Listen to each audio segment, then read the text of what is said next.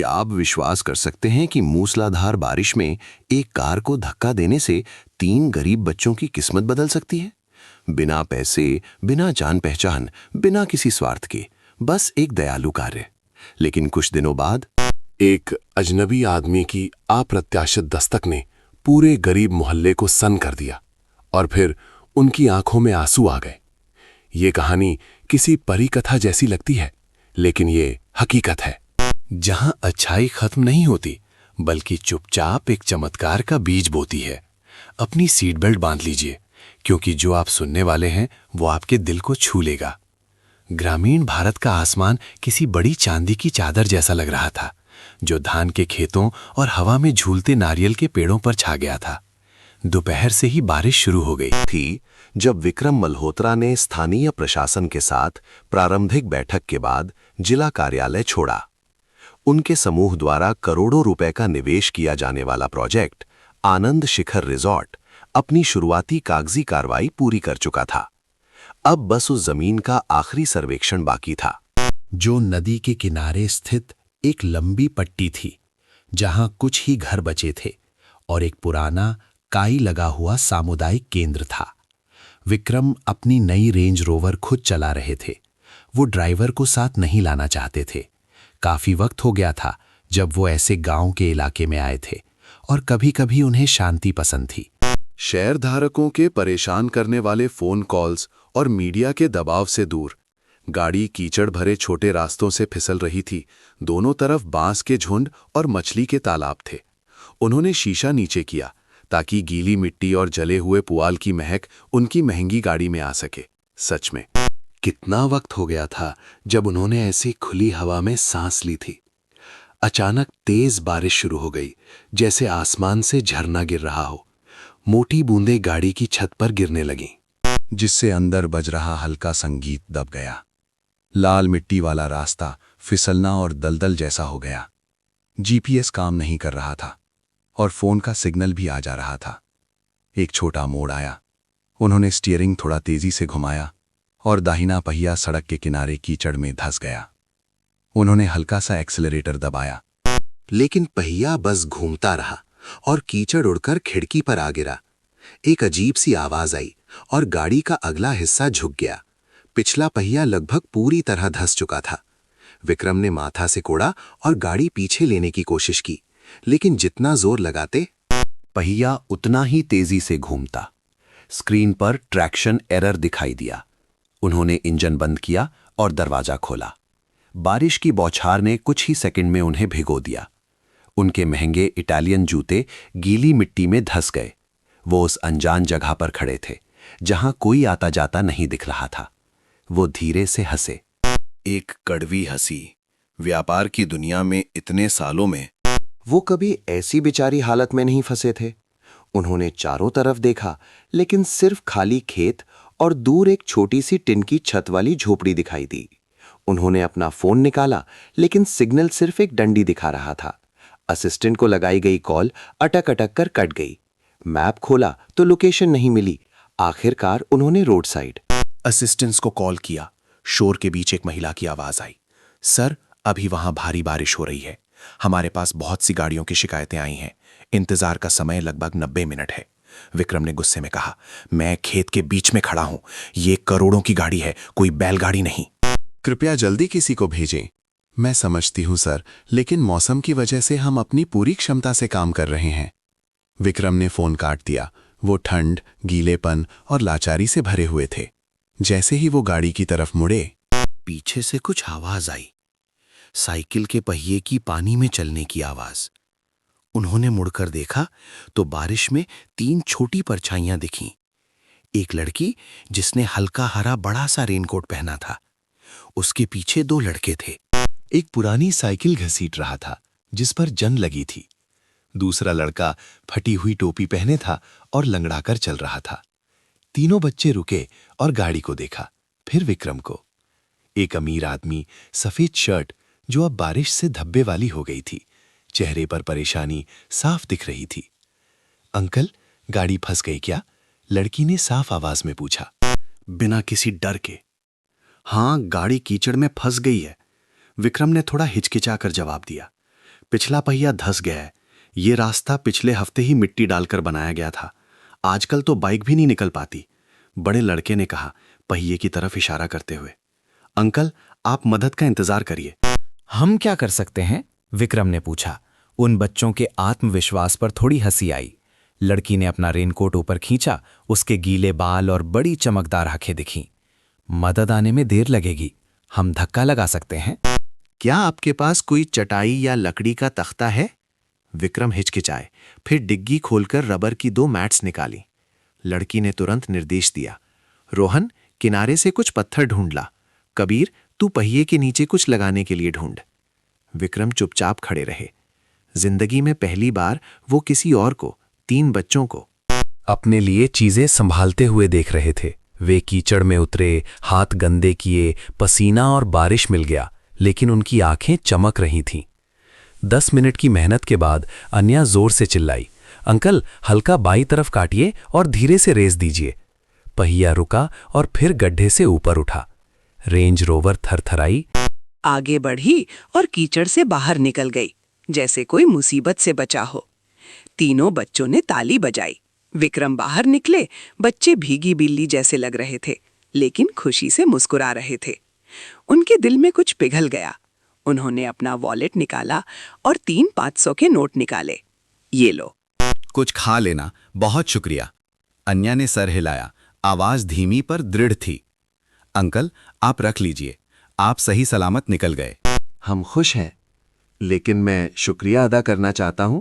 जरूरत नहीं है, यहां सब एक दूसरे की मदद करते ही हैं। विक्रम हाथ में नोट लिए सुन खड़े रह गए। आखिरकार उन्होंने गाड़ी से 3 चॉकलेट बार्स और पानी की बोतलें निकाली और बच्चों को दी।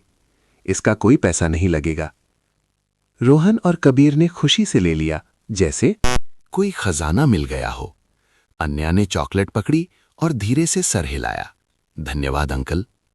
तीनों बच्चे अपनी साइकिल लेकर बारिश में आगे बढ़ गए। उनकी छोटी परछाइयां पानी की चादर में धुंधली हो गईं। विक्रम गाड़ी में बैठे, लेकिन तुरंत स्टार्ट नहीं की। उन्होंने रियरव्यू मिरर में देखा। शीशे पर अभी भी कीचड़ के निशान थे। उनका दिल, जो आंकड़ों और सौदों में जम गया था, कई सालों में पहली बार गर्माहट महसूस कर रहा था। उन्होंने गाड़ी घुमाई, लेकिन दिमाग में ना नक्शा था, ना प्रोजेक्ट की डेडलाइन। बस वो आवाज गूंज रही थी, यहां सब एक दूसरे की मदद करते ही हैं। और एक छोटी सी चीज जो भुलाई नहीं जा सकती थी, वो थीं उन 3 बच्चों की आंखें, जो उस भारी दोपहर में किसी भी इमारत की रोशनी से ज्यादा चमक रही थीं जो उन्होंने कभी बनाई थी। बारिश अभी भी हल्की हो रही थी जब गाड़ी कीचड़ से निकलकर रोड पर आई। पहिए ऐसे आवाज कर रहे थे जैसे राहत की सांस ले रहे हों। विक्रम मल्होत्रा स्टीयरिंग पर हाथ रखे काफी देर तक बैठे रहे। नजरें रियरव्यू मिरर पर थीं। वे 3 बच्चे अब बस छोटे बिंदुओं जैसे दिख रहे थे, जो बारिश के बीच धीरे धीरे दूर हो रहे थे। उन्होंने गहरी सांस ली और गाड़ी हाईवे की तरफ मोड़ दी, लेकिन मन उन साधारण बातों से हिल गया था। वो बारिश के बीच गाड़ी चलाते हुए वापस अपने होटल पहुंचे, जो शहर के पास था। कमरे में गर्म पानी के नीचे खड़े होकर उन्होंने आंखें बंद की ताकि ठंडक दूर हो सके, लेकिन पता नहीं क्यों उन 3 बच्चों की तस्वीर दिमाग से नहीं जा रही थी। बड़ी लड़की अन्या की समझदारी, जो अपनी उम्र से बड़ी लगती थी। लंगड़ा लड़का कबीर, जो ठंड से कांप रहा था पर चॉकलेट मिलने पर मुस्कुरा रहा था। और बीच वाला रोहन, जो शांत था पर उसकी आंखों में सपने थे। अगली सुबह विक्रम वापस मुंबई लौट आए। रेंज रोवर धुल चुकी थी। शहर की भीड़ भाड़ और शोर ने उस शांति को निगलने की कोशिश की जो उन्होंने कल महसूस की थी। 20वीं मंजिल के ऑफिस में पहुंचते ही मीटिंग्स का सिलसिला शुरू हो गया। सीईओ विक्रम मल्होत्रा, जो हमेशा सख्त फैसले लेते थे, जज्बात को आंकड़ों के बीच नहीं आने देते थे। उस शाम उन्हें डिप्टी मैनेजर अमित वर्मा से रिपोर्ट मिली। आनंदपुर इलाके का पूरा नक्शा ड्रोन से लिया गया था। अमित ने कहा, सर देखिए, उत्तर की तरफ खेत हैं, जहां हमने लगभग सभी से बात कर ली है। दक्षिण में नहर के पास खाली जमीन है, जो बस्ती के पास है, लेकिन हमें वो पूरी पट्टी खाली करानी होगी। जिसमें वो आनंदपुर बाल सामुदायिक केंद्र भी शामिल है। अमित ने नक्शे पर उंगली रखते हुए कहा। सामुदायिक केंद्र? विक्रम ने माथा सिकोड़ा। बस एक 4 दीवारी और टिन की छत है, पुराना और जर्जर। बच्चे वहां खेलते हैं, कोई सरकारी परमिशन नहीं है। बस जगह घेरे हुए और देखने में भी भद्दा है। हम उसे हटा देंगे तो रास्ता साफ हो जाएगा। विक्रम चुप रहे। उनके दिमाग में उन 3 बच्चों की तस्वीर फिर से घूम गई। वो टिन का घर जो उन्होंने कल दूर से देखा था। क्या वही वो केंद्र था? और अगर अमित सही कह रहा है तो वही जगह उन बच्चों का ठिकाना थी। क्या लोगों की तरफ से कोई विरोध है? उन्होंने पूछा। अमित हंसा। वहां सब मजदूर हैं, ज्यादातर कब्जा करके बैठे हैं। कानून के हिसाब से मुआवजा देंगे तो वो चले जाएंगे। आप चिंता ना करें, मैंने फाइल भेज दी है। बस अगले हफ्ते बोर्ड मीटिंग का इंतजार है। अगर आप साइन कर देंगे तो सब तेजी से होगा। विक्रम ने फाइल पलट कर देखी। चमकदार तस्वीरें, स्विमिंग पूल, नहर के किनारे विला और मुनाफे के आंकड़े जो 28% हाइलाइटेड थे। एक सपनों का निवेश। शेयरधारक इंतजार कर रहे थे, लेकिन उनके दिमाग के किसी कोने में अन्या की आवाज गूंज रही थी। अंकल, आप रख लीजिए। आप सही सलामत हैं, यही हमारे लिए खुशी है। उस रात वो अपने आलीशान बंगले नहीं गए, बल्कि अपने पुराने अपार्टमेंट गए, जहां वो जवानी में रहते थे। वहां शांति थी। उन्होंने लैपटॉप खोला और आनंदपुर गांव के बारे में सर्च किया। ज्यादा कुछ नहीं मिला। बस 3 साल पुराना एक आर्टिकल उस सामुदायिक केंद्र के बारे में था जो रिटायर्ड टीचर्स और कुछ माता पिता के सहयोग से चल रहा था। वो एक तस्वीर पर रुके।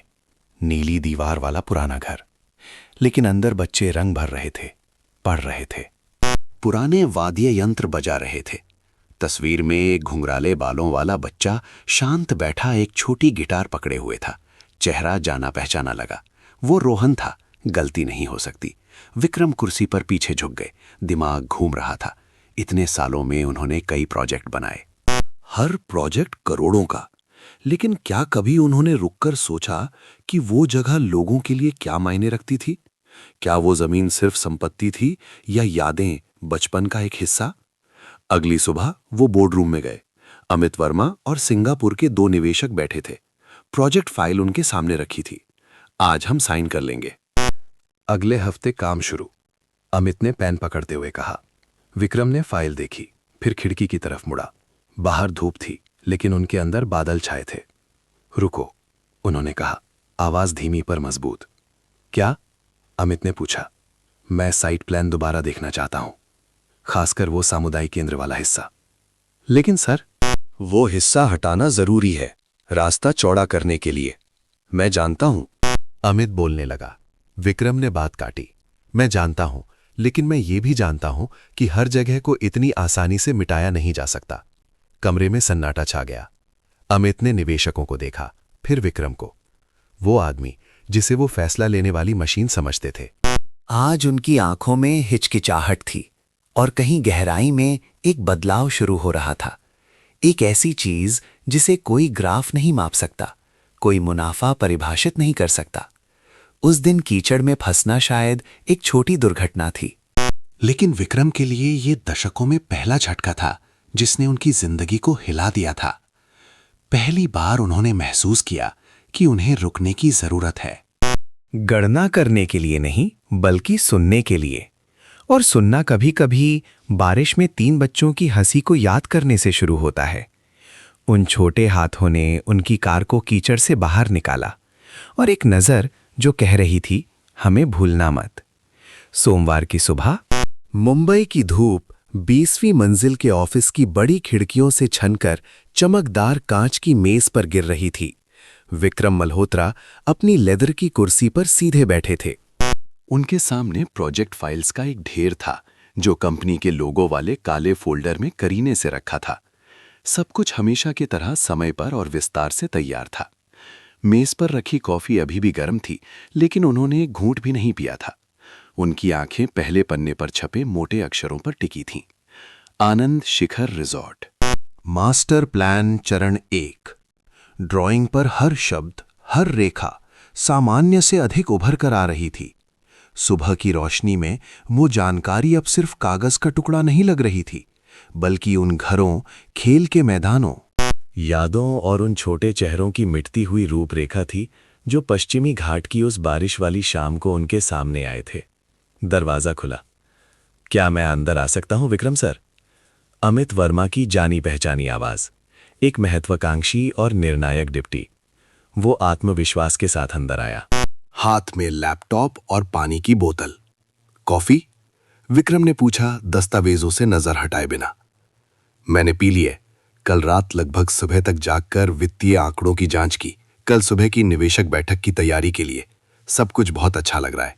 अमित ने मेज पर लैपटॉप रखा, चालू किया और उत्साहित होकर बोला, क्या आपने इसे देखा? सच कहूं तो सर, ये साल का सबसे बेहतरीन प्रोजेक्ट है। निवेश केवल 900 करोड़ है, लेकिन 2 साल में रिटर्न 30% तक जा सकता है। और मीडिया के लिए हमने अगले हफ्ते की शुरुआत में बिजनेस पत्रिका में एक एक्सक्लूसिव आर्टिकल की व्यवस्था की है। विक्रम ने सिर हिलाया, उंगली से अगला पन्ना पलटा। तुम इस क्षेत्र पर ज्यादा देर तक रुके।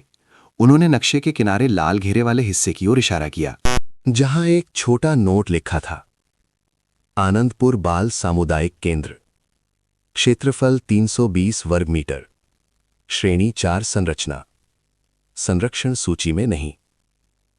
ओ, वो पुराना घर? उसे तो हटाना ही होगा सर। वो रिजॉर्ट के प्रवेश द्वार से आने वाली मुख्य आंतरिक सड़क को रोक रहा है। अगर उसे रखा गया तो कंटेनर ट्रक अंदर नहीं आ पाएंगे, पूरा सिस्टम जाम हो जाएगा। वो इमारत भी बहुत जर्जर हालत में है। क्या कोई विरोध कर रहा है? उन्होंने फिर से उसी लहजे में पूछा। जी, मैंने सुना है कि कुछ स्थानीय लोग और वहां के पुराने शिक्षक थोड़ा विरोध कर रहे हैं, लेकिन कोई बड़ी समस्या नहीं है। पंचायत भी उस जगह को हटाने के लिए सहमत है। वहां सब अनधिकृत निर्माण है। हम नियम के अनुसार मुआवजा देंगे और काम हो जाएगा। विक्रम ने दस्तावेज नीचे रखा। काफी देर तक चुप रहे। उनकी आंखें खिड़की से बाहर देख रही थीं। नीचे गाड़ियों का सैलाब लगातार बह रहा था। सड़क के उस पार एक लड़की छोटी साइकिल पर, पतला रेनकोट पहने, सुबह की बारिश के बीच चराहे को पार करने की जल्दी में थी। वहां कुछ बच्चे आते हैं। मैं पिछले हफ्ते उनसे मिला था। मेरा मतलब है प्रोजेक्ट एरिया के बच्चे। हाँ, बच्चे अक्सर वहां जमा होते हैं। मैंने सुना है कि वहां कोई धर्मार्थ कक्षा वगैरह चलती है, लेकिन हम सिर्फ कुछ बच्चों के लिए वो पुराना घर नहीं रख सकते। विक्रम मुड़कर अमित को देखने लगे। उनकी आंखें जो आमतौर पर तेज होती थीं, अब गहरी लग रही थीं, जैसे किसी और दुनिया से वापस आई हों। अमित, तुम कहाँ बड़े हुए हो? इस सवाल ने अमित को कुछ सेकंड के लिए चौंका दिया। वो थोड़ा हैरान था। जी, मैं पुणे में। नई कॉलोनी में। परिवार ठीक ठाक था तो हम ज्यादातर इंटरनेशनल स्कूल के स्पोर्ट्स ग्राउंड में खेलते थे। मैं एक छोटे से गांव में बड़ा हुआ, टिम की छत वाले घर में। घर के सामने का कच्चा आंगन वो जगह थी जहां हम बच्चे लुका छिपी खेलते थे, पतंग उड़ाते थे, किताबें पढ़ते थे। जब भी बारिश होती थी, मेरी माँ टपकती छत के नीचे बर्तन रख देती थी, लेकिन वो जगह मेरी सबसे जीवंत याद है। अमित ने शिष्टाचारवश मुस्कान दी। मैं आपकी भावनाओं को समझता हूं सर, लेकिन अब सब कुछ बदल गया है। जमीन सिर्फ रहने की जगह नहीं है, ये लाभ कमाने वाली संपत्ति है। मैं जानता हूं, विक्रम ने बात काटी। लेकिन अगर बच्चे के पास जीने के लिए सही जगह ना हो, तो लाभ वाली संपत्ति पर गर्व करने जैसा क्या बचता है? मीटिंग रूम में फिर सन्नाटा छा गया। तभी असिस्टेंट ने दरवाजा खटखटाया, अंदर आया और मेज पर एक क्रीम रंग का लिफाफा रख दिया। विक्रम सर, ये राज्य के सांस्कृतिक विभाग से निमंत्रण है, ग्रामीण बच्चों के लिए एक चैरिटी गाला में शामिल होने के लिए, जिसमें आनंदपुर के बच्चों का ग्रुप भी परफॉर्म कर रहा है। उन्होंने लिफाफा उठाया और हल्का सा मुस्कुराए। गाला? जी। उन्होंने कॉर्पोरेट्स को आमंत्रित किया है ताकि वे योगदान दें और दीर्घकालिक प्रायोजन पर हस्ताक्षर करें। शुक्रवार रात को टाउन हॉल में। अमित हंस पड़ा। अरे, जिस जगह को हम रिजॉर्ट बनाने के लिए हटाने वाले हैं, वहीं हमें गाला में बुला रहे हैं। क्या ये कोई मजाक है? विक्रम ने लिफाफे को देखा। कुछ नहीं बोले, लेकिन उनकी आंखों में कुछ चमक थी। एक विचार जो अचानक आया और फिर चुपचाप अंदर दफन हो गया। अगले कुछ दिनों के मेरे शेड्यूल को बदल दो। शुक्रवार को कुछ मत रखना, मैं जाना चाहता हूं। अमित हैरान था। सच में? हो सकता है। काफी समय हो गया है जब मैं बच्चों के लिए किसी इवेंट में गया हूं। अमित ने जबरदस्ती हंसते हुए कुछ नहीं कहा, लेकिन विक्रम ने अब उन पर ध्यान नहीं दिया। वो फिर से मास्टर प्लान के नक्शे को देख रहे थे। लाल घेरे वाला हिस्सा जैसे चमक रहा था। आनंदपुर बाल सामुदायिक केंद्र नाम छोटे अक्षरों में लिखा था, लेकिन उनके दिमाग में ये बड़ा हो रहा था, जैसे बारिश के बाद मिट्टी से अभी अभी अंकुरित हुआ कोई बीज। और वो जानते थे कि इस पल से इस प्लान को अब पुराने तरीके से नहीं देखा जा सकता। कुछ बदलना शुरू हो गया था, प्रोजेक्ट में नहीं बल्कि उस इंसान के अंदर जिसने इसे बनाया था। शुक्रवार की शाम ताज होटल का मुख्य हॉल रोशनी से जगमगा रहा था। महंगे सूट और शानदार गाउन पहने लोग घूम रहे थे। ऊंची एड़ी के जूतों की आवाज संगमरमर के फर्श पर गूंज रही थी। साथ ही एक बैंड हल्का संगीत बजा रहा था। ग्रामीण बच्चों के लिए आयोजित ये गाला बहुत भव्य था, जिसमें सैकड़ों व्यवसायी, सामाजिक संगठनों के नेता, प्रायोजक और राज्य के प्रतिनिधि मौजूद थे। विक्रम मल्होत्रा अंदर आए। उनका अंदाज शांत लेकिन हमेशा की तरह प्रभावशाली था। उन्होंने गहरा नीला सूट पहना था, बिना टाई के। वो उस आत्मविश्वास के साथ चल रहे थे जो सैकड़ों ऐसे आयोजनों में जाने से आता है। उनका भाषण देने का कोई इरादा नहीं था। ना ही वे असिस्टेंट को लाए थे, वो सिर्फ देखना चाहते थे। रिसेप्शनिस्ट ने झुककर उनका स्वागत किया जब उन्होंने कार्ड दिखाया और उन्हें वीआईपी टेबल की ओर ले गई। ऊपर झूमर से पीली रोशनी सफेद मेजपोश वाली टेबल पर गिर रही थी। क्रिस्टल के गिलास करीने से रखे थे। लिली के फूलों की महक आ रही थी। अभी वो बैठे भी नहीं थे कि उन्हें पीछे से एक जानी पहचानी बच्चे की आवाज सुनाई दी। विक्रम अंकल। वो मुड़े। 3 बच्चे वहां खड़े थे। अन्या ने एक साधारण सफेद फ्रॉक पहनी थी, हाथ में पर्चों का एक बंडल था। रोहन उसके पीछे खड़ा था, हाथ में रंगों का डिब्बा और ड्राइंग बोर्ड था। कबीर सबसे छोटा, नीली शर्ट पहने, बाल संवारे हुए। उन्हें पहचान कर आश्चर्य से आंखें फाड़े देख रहा था। कुछ सेकंड तक कोई कुछ नहीं बोला। शानदार रोशनी और संगीत के बीच हवा जैसे थम गई थी। तुम लोग? विक्रम हैरान और थोड़े असहज थे। जी, मैंने गेस्ट लिस्ट में आपका नाम देखा था, अन्या ने कहा, फिर हाथ बढ़ाकर एक पर्चा दिया। हम अपनी टीचर के साथ सामुदायिक केंद्र को बचाने के लिए चंदा इकट्ठा कर रहे हैं। विक्रम ने पर्चा लिया। उस पर आनंदपुर सामुदायिक केंद्र की तस्वीर और बड़े अक्षरों में लिखा था, हमें पढ़ने, खेलने और सुरक्षित बड़े होने के लिए एक जगह चाहिए। पर्चे के नीचे एक क्यूआर कोड था जो प्रकाश फाउंडेशन से जुड़ा था, जो उस क्षेत्र के नवीनीकरण के लिए दान मांग रहा था। रोहन ने कुछ नहीं कहा, बस एक छोटा हाथ से बना कार्ड आगे बढ़ाया। विक्रम ने झुककर उसे लिया और खोला। अंदर एक टेढ़ी मेढ़ी ड्राइंग थी जिसमें एक बड़ी कार कीचड़ भरी सड़क पर फंसी थी। पीछे 3 बच्चे धक्का दे रहे थे। आसमान में एक सूरज मुस्कुरा रहा था।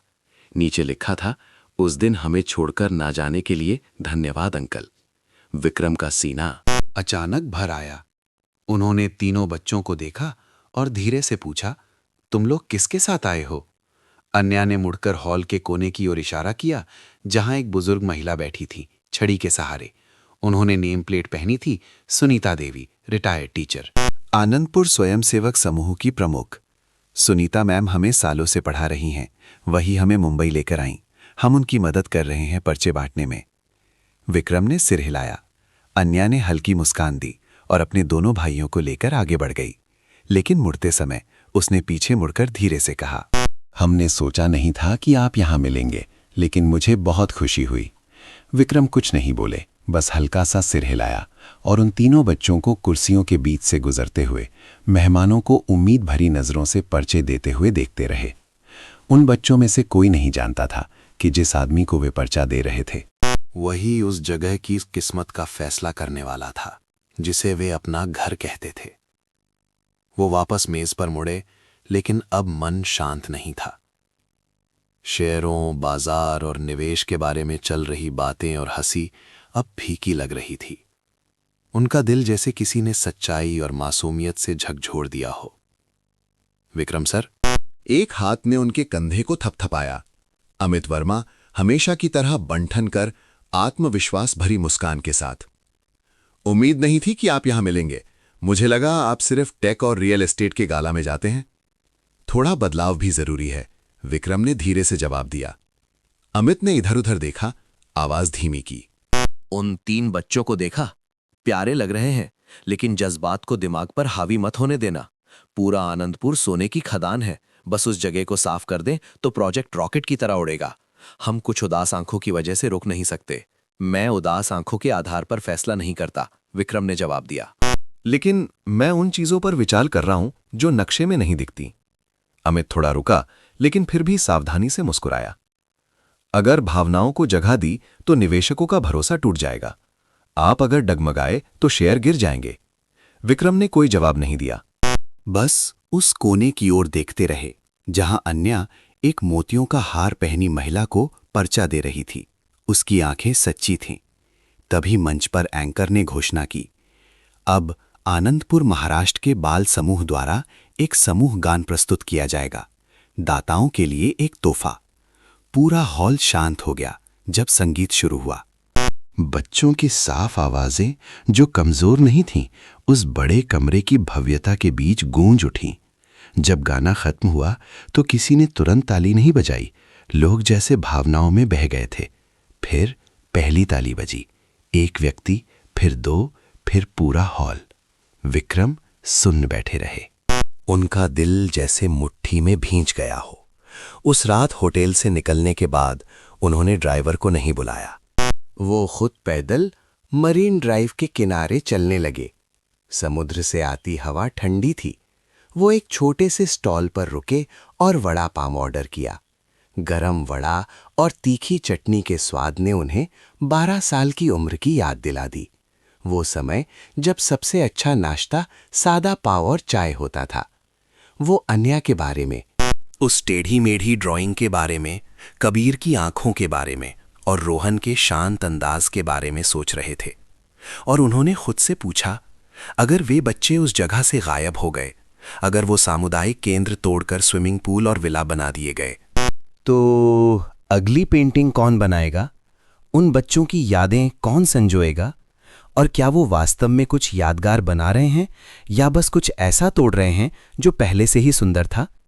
कई सालों में पहली बार विक्रम मल्होत्रा को लगा कि उनके पास कोई स्पष्ट जवाब नहीं था। केवल एक चीज जो वो निश्चित रूप से जानते थे कि कल सुबह वो वापस आनंदपुर जाएंगे, प्रोजेक्ट के लिए नहीं बल्कि उस धन्यवाद के लिए जो बारिश में मोम के रंगों से लिखा गया था।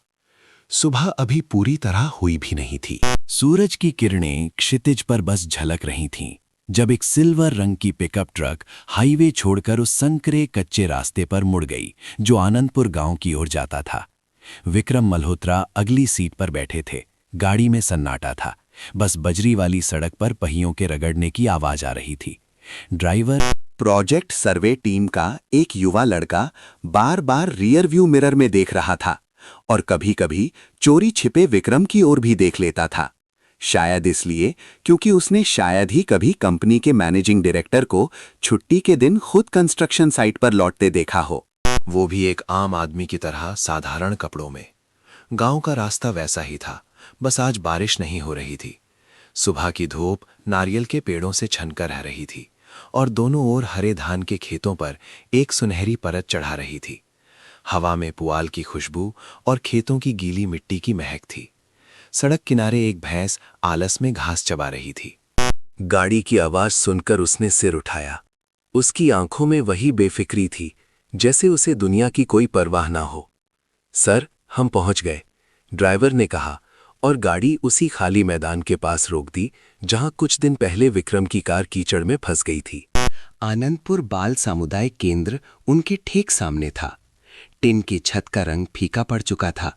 नीली दीवारों पर काई और सीलन के धब्बे थे, लेकिन आज वो जगह उम्मीद से ज्यादा गुलजार थी।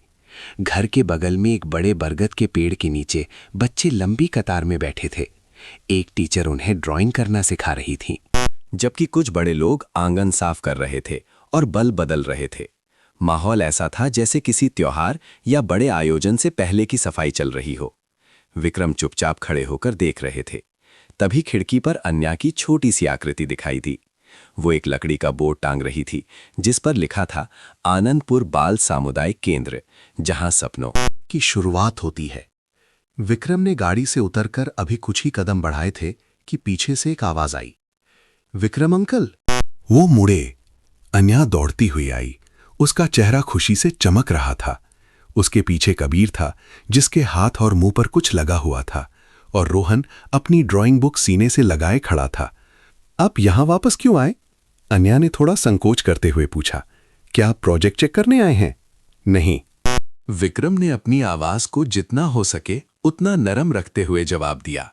मैं तुम लोगों से और इस सामुदायिक केंद्र से मिलने आया हूं। कबीर अपनी बहन की तरह संकोची नहीं था। वो खिलखिला कर हंसा।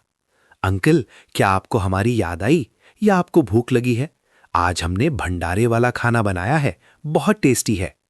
रोहन ने कुछ नहीं कहा, बस धीरे से सिर हिलाया और अपनी एक नई ड्राइंग दिखाई। उसमें सामुदायिक केंद्र रोशनी से जगमगा रहा था। चारों ओर छोटे बच्चे किताबें पढ़ रहे थे और अक्षर सीख रहे थे। एक कोने में एक आदमी शर्ट पहने प्लास्टिक की कुर्सी पर बैठकर बच्चों को देख रहा था। चेहरा बहुत साफ नहीं बना था, लेकिन विक्रम ने तुरंत पहचान लिया कि वो खुद थे। रोहन, तुम बहुत अच्छा बनाते हो, विक्रम ने कहा और बच्चे के सिर पर हाथ फेरा। सुनीता मैम ने कहा कि आज सफाई करनी है क्योंकि सर्वे वाले आने वाले हैं, अन्या ने बताया। हमें डर है कि घर तोड़ दिया जाएगा, इसलिए हम इसे जितना हो सके साफ सुथरा रखने की कोशिश कर रहे हैं। शहर से कुछ वॉलंटियर अंकल आंटी ने पुराने खिलौने भी भेजे हैं। विक्रम ने सिर हिलाया। उनकी आंखों में भावनाएं उमड़ रही थीं। क्या मैं सुनीता जी से मिल सकता हूं? उन्होंने पूछा। अन्या उन्हें सामुदायिक केंद्र के पिछले कमरे में ले गई। सुनीता देवी, वो बुजुर्ग शिक्षिका, जमीन पर बैठकर पुराने हो चुके प्रशंसा पत्रों को टेप से चिपका रही थीं। उनकी आंखें कमजोर थीं। इसलिए वो धीरे धीरे हर शब्द पढ़ते हुए काम कर रही थी। नमस्ते मैम, विक्रम ने आवाज दी। वो बुजुर्ग महिला सिर उठाकर देखने लगी, एक पल के लिए रुकी और फिर मुस्कुरा दी। आप वही हैं ना जिनके बारे में बच्चे हफ्तों से बातें कर रहे हैं? मुझे माफ कीजिएगा कि मैं बिना बताए आ गया, लेकिन मैं सच में आपसे मिलना चाहता था। विक्रम ने सामने वाली कुर्सी पर बैठते हुए कहा। उनकी आवाज में सच्चाई थी। कोई बात नहीं बेटा, इस घर में कोई कीमती चीज नहीं है, बस लोगों का दिल सच्चा है। बच्चे आपको बहुत पसंद करते हैं, सुनीता जी ने कहा और फिर एक पतली सी फाइल उनकी ओर बढ़ा दी। ये वो कागजात और अर्जी हैं जो हमने प्रशासन को भेजी हैं, ताकि इस केंद्र को बचाया जा सके। बहुत कम लोग हैं जिन्हें उम्मीद है कि इसका कोई नतीजा निकलेगा। विक्रम ने फाइल खोली और हर लाइन पढ़ी। हाथ से लिखी अर्जियां, बॉल पेन से किए गए टेढ़े मेढ़े हस्ताक्षर, लेकिन उनमें दृढ़ संकल्प साफ दिख रहा था। कुछ पन्नों पर पानी के धब्बे थे, शायद बारिश के या शायद आंसुओं के। सुनीता जी, अगर इस जगह को बचाना हो तो आपको सबसे ज्यादा किस चीज की जरूरत है? विक्रम ने पूछा। बुजुर्ग शिक्षिका ने उन्हें काफी देर तक देखा। सबसे ज्यादा जरूरत वक्त की है। वक्त, ताकि इस टपकती छत को ठीक किया जा सके। वक्त, ताकि इन छोटे बच्चों को विश्वास हो सके कि कोई उनकी बात सुन रहा है, और अगर हो सके तो किसी ऐसे इंसान की जरूरत है जो तोड़ने से पहले पुरानी चीजों की कीमत समझ सके। विक्रम ने धीरे से सिर हिलाया। कमरे की हवा जैसे थम गई थी। बस टेबल फैन की खड़खड़ और दूर से आती पक्षियों की आवाज सुनाई दे रही थी। मैं जो कर सकता हूं करूंगा। मैं कोई बड़ा वादा नहीं करता, लेकिन कम से कम इस जगह को सिर्फ एक बेजान नक्शे की वजह से गायब नहीं होने दूंगा। उस दिन विक्रम लगभग पूरा दिन वहीं रहे। वे बच्चों के साथ जमीन पर बैठे, उनके साथ ड्राइंग की और दाल चावल का सादा लेकिन स्वादिष्ट खाना खाया। उन्होंने कबीर से आम तोड़ने के लिए पेड़ पर चढ़ते वक्त गिरने की मजेदार कहानी सुनी। रोहन की धीमी आवाज में आर्किटेक्ट बनकर इस घर को सुंदर बनाने का सपना सुना और अन्या से कविताएं सुनी। वो कविताएं जो उसने पुरानी लाइब्रेरी के किताबों से सीखी थीं, लेकिन जिनमें इस छोटे से गांव के आसमान से भी बड़े सपने छिपे थे। शाम ढलने से पहले जब वे जाने लगे तो सामुदायिक केंद्र के आंगन में रुके और एक आखिरी बार पीछे मुड़कर देखा। डूबते सूरज की रोशनी ने पूरे आसमान को नारंगी कर दिया था और बादलों के टुकड़े सुनहरी रिबन जैसे लग रहे थे। उनके पीछे बच्चों के खेलने और हंसने की आवाजें गूंज रही थीं। विक्रम जानते थे कि अब वो पुराने इंसान नहीं रहे, और आनंदपुर, जो उनके लिए सिर्फ एक प्रोजेक्ट साइट थी, अब उनके करियर के सबसे कठिन फैसले की शुरुआत बन चुकी थी। लेकिन वो तैयार थे। मुंबई की धूप अवनी ग्रुप के हेड ऑफिस की 20वीं मंजिल के शीशे पर आग की तरह बरस रही थी। जहां सबसे बड़े कॉन्फ्रेंस रूम में एसी की ठंडक थी। दीवार घड़ी में दोपहर के 12 बज रहे थे, लेकिन मीटिंग खत्म होने के कोई आसार नहीं थे। विक्रम मल्होत्रा टेबल के शीर्ष पर बैठे थे। उनकी नजरें सामने लगी बड़ी एलईडी स्क्रीन पर जमी थीं, जहां आनंद शिखर रिजॉर्ट का मास्टर प्लान प्रदर्शित हो रहा था। निवेश के आंकड़े स्पष्ट थे। आंतरिक सड़कें, landscape lake, high rise hotel और विला एक दूसरे से सटे हुए, सब कुछ एकदम सही और मुनाफे वाला लग रहा था, सिवाय एक छोटे से विवरण के। नक्शे के बाईं ओर एक हरे रंग का चौकोर हिस्सा जिस पर लाल बॉर्डर था। पहले वहां बाल सामुदायिक केंद्र हटाने के लिए प्रस्तावित लिखा था। अब उस नक्शे पर उस जगह का स्टेटस बदलकर यथास्थिति बनाए रखें निर्णय लंबित कर दिया गया था। कमरे में मौजूद किसी भी व्यक्ति ने उस जमीन का जिक्र नहीं किया। सब जानबूझकर उसे नजरअंदाज कर रहे थे। अमित वर्मा खड़े होकर प्रेजेंटेशन दे रहे थे। आवाज साफ और आत्मविश्वास से भरी थी। जैसा कि रिपोर्ट में भेजा गया है सर, चरण 1 की निकासी योजना अभी भी उस 32 वर्ग मीटर के भूखंड पर अटकी है जो मुख्य मार्ग के पास है। अगर इस हफ्ते इसे नहीं सुलझाया गया तो इंफ्रास्ट्रक्चर का काम कम से कम 45 दिन पीछे चला जाएगा। ठेकेदारों ने समय सीमा तय करने की मांग की है। विक्रम ने टेबल पर हाथ रखा। उंगलियां धीरे धीरे थपथपा रही थीं। मैं समझ गया। तो क्या हम शुरुआती योजना के अनुसार आगे बढ़ें? अमित ने थोड़ी बेसब्री से पूछा। विक्रम ने स्क्रीन की ओर देखा और फिर कमरे में चारों ओर नजर घुमाई, जहां फाइनेंस, लीगल और टेक्निकल हेड उनके फैसले का इंतजार कर रहे थे। सब तैयार थे। नहीं, उन्होंने संक्षेप में कहा। पूरे कमरे में सन्नाटा छा गया। नहीं, अमित ने दोहराया, जैसे अपने कानों पर विश्वास ना हो रहा हो। क्या आपका मतलब है कि हम इसे रोक रहे हैं? हाँ। उस भूखंड को हटाने की योजना को फिलहाल रोक दिया जाए। मैं एक स्वतंत्र मूल्यांकन समिति बनाना चाहता हूं जो अंतिम निर्णय लेने से पहले उस मौजूदा ढांचे के सामुदायिक महत्व का आकलन करे। कमरे में हल्की फुसफुसाहट शुरू हो गई। फाइनेंस डायरेक्टर ने माथा से कोड़ा। विक्रम सर, आपने ही कहा था कि समय सीमा इस प्रोजेक्ट की जान है। अब अगर हम इसे टालते हैं तो लागत बहुत बढ़ जाएगी। मैं भूला नहीं हूं, विक्रम ने शांत भाव से उत्तर दिया। लेकिन मैं इस कंपनी की सामाजिक जिम्मेदारी को भी नहीं भूला हूं। हम विकास कर रहे हैं, मिटा नहीं रहे हैं। अमित बीच में बोल पड़े। विक्रम सर, मैं समझता हूं कि आपको उन बच्चों से हमदर्दी है, लेकिन हम एक बिजनेस चला रहे हैं, कोई एनजीओ नहीं। अगर आप हिचकिचाएंगे तो मुझे डर है कि शेयरधारकों की नजर में कंपनी की साख गिर जाएगी। विक्रम ने सीधे अमित की आंखों में देखा। साख कितनी जमीन समतल की है इससे नहीं बनती अमित। साख इस बात से बनती है कि हम सही समय पर रुकना जानते हैं या नहीं, खासकर तब जब हम किसी कीमती चीज को कुचलने जा रहे हों। कमरा फिर से शांत हो गया। कुछ लोगों ने पानी पिया, कुछ ने फाइलें पलटी, लेकिन किसी ने खुलकर विरोध नहीं किया। अमित चुप थे, लेकिन उनकी नजरें बदल गई थीं। अब उनमें सिर्फ हैरानी नहीं थी, बल्कि शक और चुनौती भी थी। मीटिंग बिना किसी अंतिम फैसले के खत्म हो गई। अमित सबसे पहले कमरे से निकले, तेज कदमों से, फोन कान पे लगाए हुए। विक्रम वहीं रुके रहे। वो खिड़की के पास गए और हल्के नीले आसमान को देखने लगे। नीचे शहर का शोर जारी था। किसी को नहीं पता था कि महाराष्ट्र के एक छोटे से गांव का एक छोटा सा टुकड़ा अरबों के प्रोजेक्ट को रोके हुए था। उनकी जेब में फोन वाइब्रेट हुआ। एक अनजान नंबर था। उन्होंने झिझकते हुए फोन उठाया। हाँ, मैं हूं। कौन बोल रहा है? मैं अन्या, आनंदपुर से। विक्रम का दिल बैठ गया। वो पीछे हटकर कुर्सी पर बैठ गए, फोन को कसकर पकड़ लिया। बेटा, इस वक्त कॉल? सब ठीक तो है? जी नहीं, सब ठीक नहीं है अंकल। क्या हुआ? विक्रम की आवाज में चिंता थी। सुमीता मैन आज क्लास में बेहोश हो गईं। हम उन्हें जिले के अस्पताल ले आए हैं। डॉक्टर ने कहा कि उनका ब्लड प्रेशर बहुत बढ़ गया है, क्योंकि वो पिछले कुछ दिनों से बहुत चिंता कर रही थीं और सोई नहीं थीं। विक्रम स्तब्ध रह गए, गले में जैसे कुछ अटक गया हो। अभी उन्हें होश आ गया है। लेकिन डॉक्टर ने कहा है कि उन्हें आराम की जरूरत है, कोई तनाव नहीं होना चाहिए। अंकल, मुझे समझ नहीं आ रहा मैं क्या करूं। वो बस यही चिंता कर रही हैं कि हमारा सामुदायिक केंद्र छिन जाएगा, हमें कहीं और भेज दिया जाएगा। मैं उन्हें बताना चाहती थी कि आप मदद करेंगे, लेकिन मेरी हिम्मत नहीं हुई। इसलिए मैंने आपको कॉल किया। दूसरी तरफ अन्या की आवाज बिखरने लगी थी। विक्रम ने आंखें बंद कर लीं और कुर्सी से पीठ टिका दी। अन्या, मेरी बात सुनो, उन्होंने फुसफुसाते हुए कहा।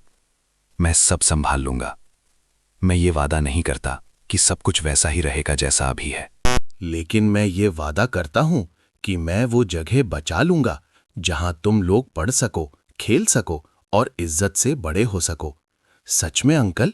अन्या ने सांस रोककर पूछा। सच में, लेकिन तुम्हें सुनीता मैम से कहना होगा कि वे अब चिंता ना करें। उन्हें ठीक होना होगा क्योंकि तुम सबको उनकी जरूरत है। अन्या कुछ पल चुप रही, फिर बोली, जी मैं कह दूंगी। थैंक यू अंकल, बहुत बहुत थैंक यू। कॉल कट गई, लेकिन विक्रम काफी देर तक फोन हाथ में लिए बैठे रहे। टेबल पर स्क्रीन की रोशनी अभी भी जल रही थी। मास्टर प्लान की लकीरें अभी भी ठंडी और बेजान लग रही थीं। लेकिन उनके दिमाग में अस्पताल के बिस्तर की तस्वीर थी। वो बुजुर्ग शिक्षिका और वो छोटी बच्ची जिसने सिर्फ दूसरों की उम्मीद बनाए रखने के लिए कॉल किया था। उस शाम उन्होंने आर्किटेक्ट टीम के साथ एक आपातकालीन बैठक बुलाई। विषय था इको टूरिज्म रिजॉर्ट के भीतर सामुदायिक केंद्र को एकीकृत करने का डिजाइन प्रस्ताव। ये एक गुप्त बैठक थी, कोई प्रेस नहीं, कोई शेयरधारक नहीं। बस वो लोग जो एक ऐसी कहानी सुनने को तैयार थे जो किसी प्रेजेंटेशन स्लाइड में नहीं थी। हम मास्टर प्लान को दोबारा बनाएंगे। समय सीमा वही रही थी, लेकिन हम अपनी फिलॉसफी बदलेंगे। हम समतल नहीं करेंगे, हम जोड़ेंगे। हम मिटाएंगे नहीं, हम अपग्रेड करेंगे। विक्रम ने स्क्रीन की ओर इशारा किया। आनंदपुर का ये हिस्सा पूरे प्रोजेक्ट का मानवीय चेहरा होगा। एक युवा आर्किटेक्ट ने पूछा, आपका मतलब है कि हम पुराने सामुदायिक केंद्र को वैसे ही रखेंगे? सिर्फ रखेंगे नहीं, बल्कि उसे सुधारेंगे। उसे एक ओपन कम्युनिटी सेंटर बनाएंगे, जहां बच्चों के लिए जगह हो, लाइब्रेरी हो, स्केल क्लास हो। उसे प्राकृतिक परिदृश्य के साथ मिलाएंगे। पीछे का छोटा तालाब रखेंगे और इसे रिजॉर्ट के प्रवेश द्वार पर ही रखेंगे, इस जमीन के लिए एक सम्मानजनक स्वागत की तरह। कुछ सेकंड तक कोई कुछ नहीं बोला। फिर एक अकेली ताली की आवाज आई, जो धीरे धीरे पूरे कमरे की तालियों में बदल गई। ये किसी असंभव सपने के लिए नहीं थी, बल्कि इस सच्चाई के लिए थी कि बॉस के अंदर अभी भी एक दिल धड़कता है। उस दिन नया नक्शा बनना शुरू हुआ और एक नई कहानी की शुरुआत हुई, जहां बिजनेस ने इंसानियत को खत्म नहीं किया, बल्कि उसके साथ चलना स्वीकार किया। एक हफ्ते बाद आनंद शिखर रिजॉर्ट की संशोधित योजना की रिपोर्ट आधिकारिक तौर पर बोर्ड को भेजी गई। नए नक्शे रंगीन और स्पष्ट थे, जिन्हें महंगे लेदर बाइंडिंग में रखा गया था। नक्शे पर आनंदपुर सामुदायिक केंद्र की जमीन को हरे रंग में घेरा गया था और बगल में लिखा था, सामुदायिक केंद्र, स्थानीय संस्कृति संरक्षण और सामाजिक गतिविधियां। उस सुबह मीटिंग रूम में ज्यादा भीड़ नहीं थी, सिर्फ मुख्य लोग थे। Managing director Vikram Malhotra, COO Amit Verma, मुख्य आर्किटेक्ट, लीगल और फाइनेंस के प्रतिनिधि। शुरुआत में माहौल शांत था, लेकिन जैसे ही विक्रम ने संशोधित योजना को मंजूरी देते हुए सिर हिलाया, तनाव एक लहर की तरह फैल गया। सबसे पहले बोलने वाला अमित ही था। विक्रम सर, सच पूछिए तो क्या ये आपका अंतिम फैसला है? क्योंकि अगर ऐसा है तो मुझे चेतावनी देनी होगी कि हांगकांग वाले बड़े शेयरधारक इससे खुश नहीं होंगे। उन्होंने मुनाफे के लिए निवेश किया है, ना कि जिसे आप सामुदायिक मूल्य कहते हैं उसके लिए। मैं ये समझता हूं। विक्रम ने फाइल से नजर हटाए बिना जवाब दिया। लेकिन उन्होंने एक ऐसी कंपनी में निवेश किया है जिसके पास दीर्घकालिक दृष्टिकोण है, और ये उसी दृष्टिकोण का हिस्सा है। असलियत ये है, अमित ने जोर देते हुए कहा, कि वो जमीन का टुकड़ा अंदरूनी रास्तों को मुख्य कमर्शियल एरिया से जोड़ने के लिए महत्वपूर्ण है। अगर हम उसे रखते हैं तो डिजाइन और निर्माण लागत कम से कम 12% बढ़ जाएगी और मुनाफा साफ तौर पर कम हो जाएगा। कोई भी मुनाफा किसी समुदाय की यादों और भरोसे के बदले छोड़ने लायक नहीं होता। विक्रम ने सिर उठाया। उनकी नजरें गंभीर थीं, और मुझे विश्वास है कि शेयरधारक इसे समझ सकते हैं अगर हम उन्हें सही तरीके से समझाएं। कमरे का माहौल भारी हो गया। बाकी लोग चुप थे। कोई भी दो शीर्ष अधिकारियों की बहस के बीच नहीं आना चाहता था। अमित ने एक फीकी हंसी हंसी। समझाएंगे? आपको लगता है कि जो लोग लाखों डॉलर लगा रहे हैं? वे आपकी बच्चों और पुरानी टिन की छत वाली भावुक कहानी सुनने के लिए धैर्य रखेंगे? विक्रम ने कोई जवाब नहीं दिया, बस फाइल बंद कर दी। मुझे लगता है कि वे सुनेंगे, अगर सुनाने वाले के पास साख और हिम्मत हो, और वो मैं करूंगा। मीटिंग बिना किसी और खुले विरोध के खत्म हो गई, लेकिन जब विक्रम कमरे से बाहर निकले तो वे जानते थे कि उन्होंने एक चिंगारी जला दी है जो धीरे धीरे आग बनेगी। बच्चों की तरफ से नहीं, बल्कि उन सूट बूट वाले लोगों की तरफ से जो चमचमाते जूतों में चलते हैं और कीबोर्ड के पीछे बैठकर करोड़ों का खेल खेलते हैं। उसी शाम अमित ने एक निजी मुलाकात तय की जो उनके आधिकारिक शेड्यूल में नहीं थी। जगह थी नरीमन पॉइंट की एक ऊंची इमारत की 7वीं मंजिल पर बना कैफे। वहां 2 अजनबी चेहरे मौजूद थे। एक अधेड़ उम्र का आदमी जिसने सफेद शर्ट पहनी थी लेकिन कोई टाई नहीं। उसकी आंखें तेज थीं और हाथ में सोने की अंगूठी बता रही थी कि उसका रुतबा छोटा नहीं है। दूसरी एक युवा महिला थी, शायद सेक्रेटरी, जो अपने टैबलेट से चिपकी थी। अमित सर, मैंने रिपोर्ट पढ़ ली है। उस आदमी ने कहा, सीधी बात करते हैं। हम एक भावुक फैसले की वजह से पूरी प्रॉफिट स्ट्रैटेजी को बर्बाद नहीं होने दे सकते। मैं सच कहूं, अगर बोर्ड ने कुछ नहीं किया तो निवेशक किसी भी वक्त पैसा निकाल सकते हैं। अमित ने कॉफी का एक घूंट लिया और धीरे से सांस छोड़ी। मैं जानता हूं, लेकिन विक्रम जिद्दी हैं। एक बार जो ठान लेते हैं, उन्हें हिलाना मुश्किल होता है। उन्हें बदलने का एक ही तरीका है कि शेयरधारकों की नज़र में उनकी इमेज खराब की जाए। आपका क्या मतलब है? शक पैदा करना, इस बात को हाईलाइट करना कि उन्होंने निजी भावनाओं की वजह से प्लान बदला है। शायद स्थानीय ग्रुप्स के साथ उनके कुछ संबंध है। अगर जरूरत पड़ी तो ये अफवाह फैलाना कि वो इस प्रोजेक्ट का इस्तेमाल राजनीति में जाने के लिए, अपनी इमेज चमकाने के लिए कर रहे हैं। आदमी ने भौहें चढ़ाईं और धीरे से सिर हिलाया। पुराना पैंतरा है लेकिन कारगर है। अभी और भी है, अमित ने आगे कहा। उसकी आवाज ठंडी हो गई। हम देरी को लेकर एक गुमनाम शिकायत दर्ज करवाएंगे और मांग करेंगे कि शेयरधारकों की आपातकालीन बैठक बुलाई जाए। अगर 2 हफ्ते के अंदर विक्रम सर कोई तार्किक स्पष्टीकरण नहीं दे पाए तो उनकी एमडी की कुर्सी खतरे में पड़ जाएगी। वो आदमी हल्का सा मुस्कुराया। लगता है तुमने पूरी तैयारी कर ली है, क्योंकि मैं जानता हूं कि अगर उन्हें नहीं रोका गया तो ये जगह अवनी ग्रुप नहीं बल्कि एक चैरिटी ट्रस्ट बन जाएगी। तीनों ने कॉफी के कप टकराए। शाम की डूबती रोशनी खिड़की से आ रही थी और उनकी ठंडी साजिशों पर एक पीली परत चढ़ा रही थी। अगले दिन एक प्रतिष्ठित वित्तीय फोरम पर एक गुमनाम लेख छपा। शीर्षक था, व्यापार या धर्मार्थ संस्था, आनंद शिखर प्रोजेक्ट और मुनाफे के समझौते की कहानी। लेख तेजी से वायरल हो गया। कमेंट्स की बाढ़ आ गई। कुछ लोगों ने सामुदायिक केंद्र को बचाने के फैसले की तारीफ की, लेकिन ज्यादातर ने विक्रम के व्यक्तिगत इरादों पर सवाल उठाए। उसी समय बड़े शेयरधारकों को गुमनाम ईमेल भेजे गए, जिनमें देरी की वजह से होने वाले नुकसान के दस्तावेज अटैच थे। भाषा तीखी थी और आरोप लगाया गया था कि कंपनी का नेतृत्व शेयरधारकों के हितों की जगह भावनात्मक हितों को प्राथमिकता दे रहा है। अवनी ग्रुप का पीआर विभाग बौखला गया। एक ही सुबह में मीडिया संकट खड़ा हो गया था। आंतरिक बैठकें लगातार चल रही थीं। कोई कुछ पक्का नहीं कह पा रहा था, लेकिन सब जानते थे कि निशाना विक्रम मल्होत्रा थे। विक्रम हैरान नहीं थे, लेकिन उनका मन भारी था। उन्हें अपनी कुर्सी जाने का डर नहीं था। उन्हें चिंता इस बात की थी कि अगर वो इस वक्त हार गए तो उन मूल्यों की रक्षा कौन करेगा जिन्हें वो बचाने की कोशिश कर रहे थे। एक रात दिन भर की मीटिंग्स और बचाव के बाद वो अपने ऑफिस में अकेले बैठे थे। डेस्क लैम्प चल रहा था और नए डिजाइन अभी भी टेबल पर फैले थे। फोन फिर वाइब्रेट हुआ। अन्या का मैसेज था, अंकल, हमने अभी अभी सामुदायिक केंद्र के बाहर नया बोर्ड लगाया है। हमने लिखा है, ये जगह अभी भी हमारी है क्योंकि आपने हमें नहीं छोड़ा। आप अपना ध्यान रखिएगा। विक्रम ने फोन को काफी देर तक पकड़े रखा। उनकी आंखें धुंधली हो गई थीं, शायद डेस्क लैम्प की रोशनी से या शायद दिल की गहराई में दबी किसी भावना के बाहर आने से। भले ही सामने तूफान खड़ा था, लेकिन वो जानते थे कि वो पीछे नहीं हट सकते। पद के लिए नहीं, नाम के लिए नहीं, बल्कि उन छोटे इंसानों के लिए जिन्होंने उन पर भरोसा किया था। और वो भरोसा इतना कीमती था कि उसके लिए आखिरी दम तक लड़ा जा सकता था। शनिवार की सुबह अवनी ग्रुप की बिल्डिंग मुख्य हॉल से लेकर कॉन्फ्रेंस फ्लोर तक रोशनी से जगमगा रही थी। शेयरधारकों की आपातकालीन बैठक की घोषणा जल्दबाजी में की गई थी, लेकिन फिर भी सभी महत्वपूर्ण लोग इकट्ठा हो गए थे। देश विदेश के बड़े निवेशक, शीर्ष प्रबंधन, कानूनी प्रतिनिधि, बिजनेस जर्नलिस्ट और मुंबई के रियल एस्टेट जगत के कुछ जाने माने चेहरे।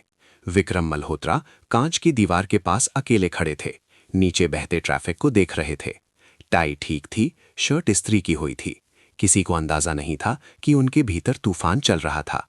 वो सवालों से नहीं डरते थे। उन्होंने पूरी तैयारी की थी, लेकिन वो जानते थे कि कई सालों में पहली बार उन्हें किसी ऐसी चीज का बचाव करना था जिसका सीधा संबंध मुनाफे से नहीं बल्कि नैतिकता से था। 7:45 पर वो हॉल में दाखिल हुए। फुसफुसाहट बंद हो गई। सारी रोशनी बीच में रखे पोडियम पर केंद्रित थी, जहां सफेद बैकग्राउंड पर अवनी ग्रुप का लोगो चमक रहा था। उनके सामने सफेद मेजपोश वाली लंबी कतारों में लोग बैठे थे। सबके हाथ में नई संशोधित रिपोर्ट थी। प्रोग्राम मॉडरेटर, एक युवा कर्मचारी ने स्पष्ट आवाज में बैठक शुरू की। अब हम managing director mister Vikram Malhotra को आमंत्रित करते हैं कि वे आनंद शिखर रिजॉर्ट की योजना में बदलाव और समय सीमा पर पड़ने वाले प्रभावों के कारणों को प्रस्तुत करें। विक्रम पोडियम पर आए। उनके हाथ में कोई कागज नहीं था। उनकी आवाज गहरी और धीमी थी, लेकिन गूंज रही थी। आदरणीय शेयरधारकों, मैं जानता हूं कि आप आज यहां एक खास वजह से मौजूद हैं। हम प्रोजेक्ट के विकास की योजना में एक अप्रत्याशित बदलाव का सामना कर रहे हैं, लेकिन मैं चाहूंगा कि आप मुझे आंकड़ों से शुरुआत करने के बजाय एक छोटी सी कहानी सुनाने की अनुमति दें। 3 हफ्ते पहले मैं आनंदपुर नाम की एक छोटी सी जगह पे भारी बारिश में फंस गया था। वहां के 3 स्थानीय बच्चों ने, जो मुझे जानते भी नहीं थे, बिना कुछ मांगे मेरी कार को कीचड़ से बाहर निकाला। उसके बाद मैं उस पुराने सामुदायिक केंद्र में गया जहां वे अपना वक्त बिताते हैं। और मैंने वहां एक ऐसी चीज देखी जो हमारे मास्टर प्लान में नहीं दिखाई गई थी, और वो है इंसानियत। उन्होंने कुछ सेकंड के लिए चुप्पी साधी। हॉल में अजीब सा सन्नाटा छा गया। मैंने उस सामुदायिक केंद्र को बचाने का फैसला सिर्फ भावना में बहकर नहीं लिया, बल्कि इसलिए लिया क्योंकि ये हमारे लिए एक अवसर है कि अवनी ग्रुप विकास की एक नई पीढ़ी का प्रतीक बने, जो अधिक मानवीय और टिकाऊ हो। क्योंकि विकास का अर्थ तभी है जब हम किसी को पीछे ना छोड़ें। कुछ शेयरधारकों ने एक दूसरे की तरफ देखा। पैसिफिक फंड की प्रतिनिधि महिला ने धीरे से सिर हिलाया, जबकि सिंगापुर के पुराने निवेशक मिस्टर लिम आगे की ओर झुक गए। लेकिन अमित वर्मा विक्रम के चुप होते ही खड़े हो गए। माफ कीजिएगा, लेकिन मुझे विरोध करना पड़ेगा, अमित ने जोर से कहा। विक्रम सर, आप धारणाओं को मिला रहे हैं। व्यक्तिगत दयालुता कब से दीर्घकालिक निवेश रणनीति को तोड़ने का कारण बन गई? किसी भी तरह की देरी से लागत बढ़ेगी, जिसका सीधा असर शेयरधारकों के मुनाफे पर पड़ेगा। विक्रम ने तुरंत जवाब नहीं दिया। उन्होंने तकनीकी टीम को इशारा किया कि पीछे लगी बड़ी स्क्रीन चालू करें। स्क्रीन पर तस्वीरों की एक श्रृंखला दिखाई देने लगी। ये रिजॉर्ट के भीतर एकीकृत नए सामुदायिक केंद्र का डिजाइन था। साथ ही आर्किटेक्ट्स के एक स्वतंत्र समूह का विश्लेषण भी था। कृपया ध्यान से देखिए। इस योजना के साथ सामुदायिक केंद्र को बरकरार रखा गया है और इसे रिजॉर्ट के लैंडस्केप और सुविधाओं के साथ खूबसूरती से जोड़ा गया है। पूर्वानुमान बताते हैं कि इस फैसले से आनंद शिखर की ब्रांड वैल्यू और मीडिया में सकारात्मक चर्चा पहले 2 तिमाहियों में कम से कम 28% बढ़ जाएगी। विक्रम फिर मुड़े। उनकी आवाज साफ थी। मैं फैसले लेने के लिए भावनाओं का इस्तेमाल नहीं करता, मैं रणनीति का इस्तेमाल करता हूं। दयालुता के जरिए ब्रांड बनाने की रणनीति। हॉल के पीछे से हल्की तालियों की आवाज आई। जापानी निवेशक प्रतिनिधि खड़े हुए और बोले, हमने नेतृत्व की दृष्टि पर भरोसा करके निवेश किया था। अगर एक छोटी सी सांस्कृतिक जगह इतना टिकाऊ मूल्य ला सकती है तो हम इसका समर्थन करते हैं। कुछ और लोगों ने भी सिर हिलाना शुरू कर दिया। माहौल धीरे धीरे बदलने लगा। अमित ने अभी भी हार नहीं मानी। मैं मैनेजिंग डायरेक्टर के लिए फिर से विश्वास मत का प्रस्ताव रखता हूं। अभी जो फैसला लिया गया है उसे बोर्ड ने मंजूरी नहीं दी थी। मॉडरेटर ने विक्रम की ओर देखा। विक्रम ने मना नहीं किया। मैं सहमत हूं। अगर आप लोगों को लगता है कि मैं अब सक्षम नहीं हूं, तो मैं कुर्सी छोड़ने के लिए तैयार हूं। लेकिन वोटिंग से पहले कृपया एक और बात सुन लीजिए। उन्होंने इशारे से कमरे के आखिरी दरवाजे को खोलने को कहा। एक महिला अंदर आई। वो सुनीता देवी थी। चेहरा कमजोर था, लेकिन आंखों में चमक थी। उनके साथ अन्या, कबीर और रोहन थे। तीनों साफ सफेद शर्ट पहने, थोड़े सहमे हुए लेकिन गंभीर खड़े थे। मैं उन लोगों को आमंत्रित कर रहा हूं जो आज हमारे फैसले से सीधे प्रभावित होंगे, विक्रम ने कहा। अगर आप हर पहलू को समझना चाहते हैं तो कृपया उन्हें अपनी बात कहने दें। पूरा हॉल सन्न रह गया। किसी ने उम्मीद नहीं की थी कि विक्रम जीवित गवाहों को ले आएंगे। सुनीता देवी आगे बढ़ीं। उनके हाथ थोड़े कांप रहे थे। गला रूंधा हुआ था। मैं यहां भीख मांगने नहीं आई हूं। मैं बस शुक्रिया अदा करना चाहती हूं कि जिंदगी में एक बार हम जैसे लोगों को, शिक्षकों को, किसानों और बच्चों को किसी ने बाधा समझने के बजाय योजना का हिस्सा समझा। अन्या ने अपनी जेब से एक छोटी ड्राइंग निकाली और ऊपर उठाई। मैंने नए सामुदायिक केंद्र की ड्राइंग बनाई है। मैंने कल्पना की है कि ठीक होने के बाद ये कैसा दिखेगा। अगर आप अंकल आंटी चाहें तो मैं ये ड्राइंग आपको गिफ्ट कर सकती हूँ। ताकि आप देख सकें कि वो जगह सिर्फ हमारे खेलने की जगह नहीं है, बल्कि वो जगह है जहां हम अच्छे इंसान बनकर बड़े होते हैं। पूरा हॉल शांत हो गया। किसी ने कुछ नहीं कहा। तभी एक बड़े शेयरधारक मिस्टर खन्ना, जो अक्सर कम बोलते थे, अचानक खड़े हो गए। मुझे लगता है कि अब समय आ गया है कि अवनी ग्रुप ऐसे फैसले ले। मैं सामुदायिक केंद्र को रखने का समर्थन करता हूं और मुझे विक्रम पर पूरा भरोसा है। और भी हाथ ऊपर उठने लगे। और फिर धीरे धीरे पूरा कमरा समर्थन में आ गया। जल्दी से वोटिंग आयोजित की गई। अंतिम परिणाम 86% शेयरधारक नई योजना के पक्ष में थे और 91% ने विक्रम को मैनेजिंग डायरेक्टर पद पर बनाए रखने के लिए वोट दिया। विक्रम ने सिर झुकाकर धन्यवाद दिया। मंच की रोशनी से उनके माथे पर पसीना चमक रहा था, लेकिन उनकी आंखों में सुकून था। नीचे अन्या ने धीरे से सुनीता मैम का हाथ दबाया।